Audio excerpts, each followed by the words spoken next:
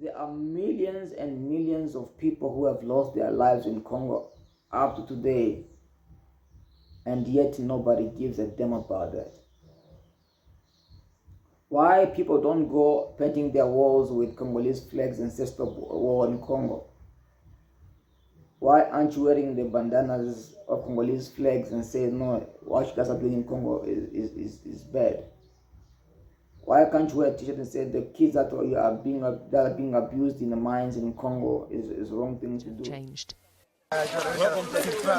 Most of these child miners will never own a smartphone. They barely survive from day to day.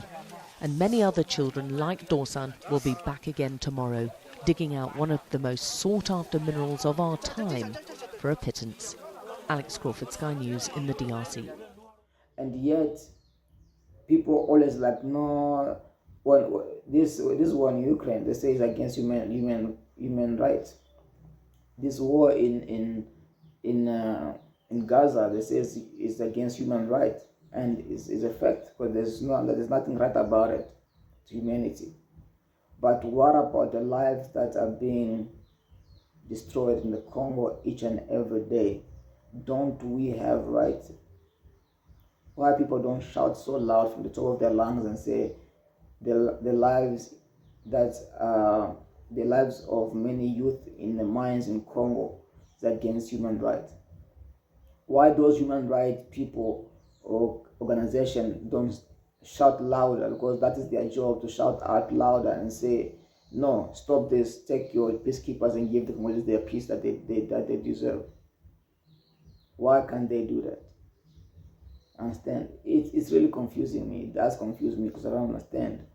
And the other thing I want to speak about is how white people mistreat black people around the world. Understand? And you found a lot of these African Americans who are giving testimonies on how they get mistreated by white Americans, or how black people are mistreated in Germany or France or Spain or all these countries, even the Arab countries like Saudi Arabia, Qatar, what else? Lebanon. There's a lot of cases of black people being mistreated in those countries. Understand? So why people don't speak about that? Why people are so quiet when the black man is in trouble? I think they only speak when they get caught red-handed doing it.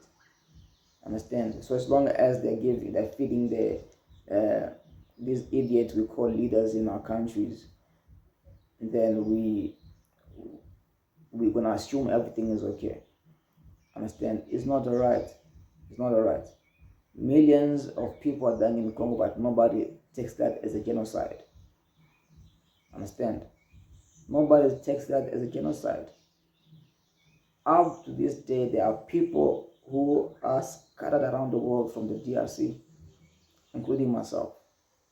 Now, as I was saying, imagine you are this person from the United States who has been a black man from the United States, or a black woman rather, from the United States, or let's say Britain or Germany, who have been told so often, go back to your country, Africa. Africa is not a country, people. Africa is a continent. Understand? So as George Bush used to say, like Africa is a country. No, it's a continent. It's a continent that has countries. So now you as a black American, you are being told to go back to your African country. And then let's say you land in Uganda, or you land in South Africa, or you land in Mozambique, but then when you get in Africa, because you do not speak like them, or because you do not eat the same food as them, and all of a sudden you become a stranger as well in your own country, and then you are told to go back to where you're coming from. That's exactly my other concern. I have experienced that.